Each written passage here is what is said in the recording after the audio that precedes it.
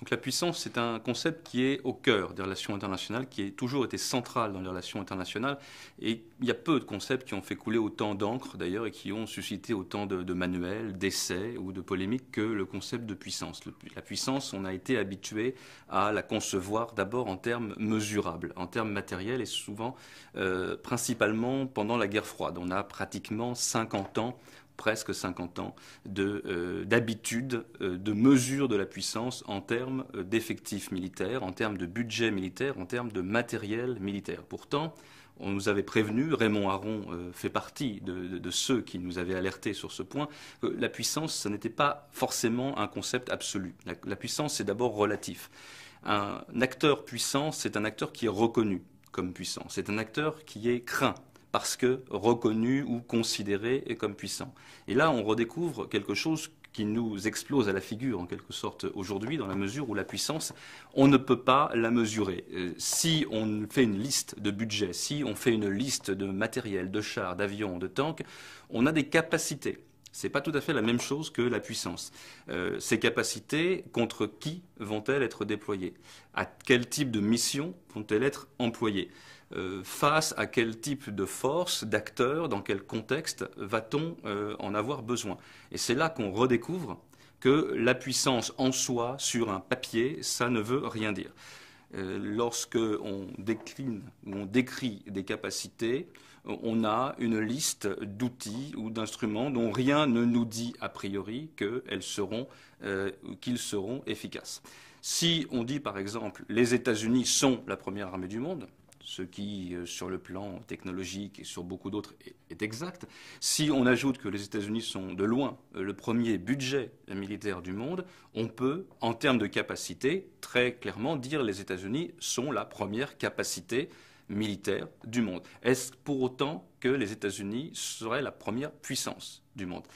Et c'est là qu'on découvre toute la complexité de ce concept. Si nous disons puissance égale capacité de mettre en œuvre un certain nombre de moyens, alors oui, les États-Unis sont la première puissance du monde. Si nous disons puissance égale capacité pour un acteur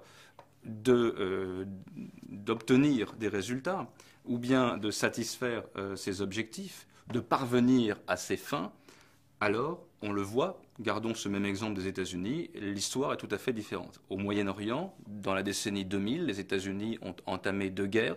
Ils sont de très très loin la première capacité militaire parmi les acteurs à être présents dans la région. Pour autant, dire qu'ils ont obtenu leurs objectifs, l'actualité nous le rappelle sans cesse, ce serait très nettement exagéré. Et on le voit à travers cet exemple, les États-Unis le montrent très bien, la puissance, ça n'est pas seulement avoir des capacités, c'est être capable de transformer ces capacités en obtention du résultat souhaité. Et c'est là qu'on se penche depuis plusieurs années sur les modalités de la puissance. La puissance, elle est militaire, on l'a appris pendant la guerre froide, mais pas seulement.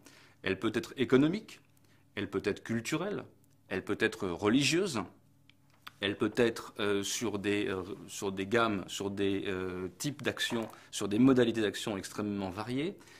La grande question qui se pose, c'est quels sont les domaines qui sont le plus utiles à la réalisation des objectifs. Et c'est là que réside la puissance. Dans les années 80, à la fin des années 80, il y a un auteur américain qui s'appelait Susan Strange, dans un ouvrage qui s'appelait States and Markets, qui nous avait parfaitement et très clairement et brièvement décrit ce problème. Elle nous parlait de puissance structurelle.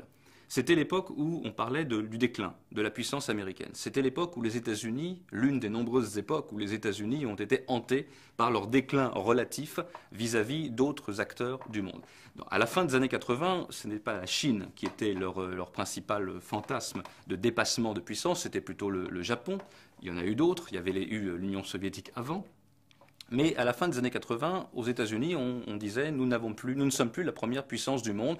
Pourquoi? Parce que, en termes relatifs, nous n'avons peut-être plus la première armée du monde, nous n'avons peut-être plus le premier budget du monde, nous n'avons peut-être plus la première économie du monde, nous ne représentons plus le même pourcentage des échanges que nous représentions dans le monde il y a quelques années. Et puis, dans ce débat, il y a cette voix de Susan Strange qui s'est élevée pour dire attention, aujourd'hui, qu'est-ce qui compte? Qu'est-ce qui fait qu'un pays est puissant? entre guillemets, parce que là, les guillemets s'imposent.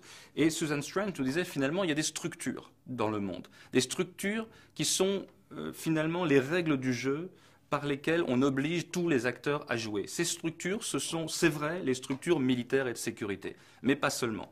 Il y a également les structures industrielles et économiques, les structures de crédit, celles qui permettent à l'industrie et à l'économie d'investir ou de progresser. Et puis il y a aussi les structures plus immatérielles, intellectuelles, que Susan Strange rangeait sous le terme anglo-saxon de entertainment, c'est-à-dire à la fois loisir, c'est l'information, c'est la culture, c'est le livre, c'est le cinéma. Et elle faisait la conclusion que dans ces 4 domaines, qui restait très largement en tête? Les États-Unis. Les États-Unis qui, avec leur alliance dont ils sont le leader, l'OTAN, avec leur armée, restaient tout de même à la tête des structures de sécurité. Ils n'ont peut-être pas l'armée la plus nombreuse du monde, mais lorsqu'il s'agit de définir les règles du jeu de la sécurité, de l'intervention, ils sont omniprésents dans ces règles du jeu international. En termes d'économie, en termes d'industrie, en termes de crédit, ils tiennent également les rouages, nous disait-elle, de toutes ces règles du jeu, et même, bien évidemment, en termes de loisirs, de cinéma, de musique, de culture, d'information, et tout cela était bien avant l'époque d'Internet que nous connaissons maintenant, où cette puissance américaine structurelle a été décuplé bien évidemment par les Google, Facebook, Twitter et Amazon et tout ce que nous connaissons. Donc il y a eu cette réflexion importante qui nous disait attention, la puissance, elle n'est pas seulement militaire, premier point. Deuxièmement, attention, ça n'est pas une liste de capacités. Et c'est surtout une capacité à opérer sur différents registres et peut-être d'ailleurs à lier ces différents registres entre eux. C'est faire qu'un avantage sur le domaine de entertainment, sur le domaine des loisirs ou de la culture, puisse se transformer en avantage économique. C'est faire qu'un avantage militaire, une armée qui arrive la première sur le terrain, puisse se transformer en un avantage économique, industriel, culturel ou autre. On a donc eu une sorte de révolution à ce moment-là de l'approche de la puissance.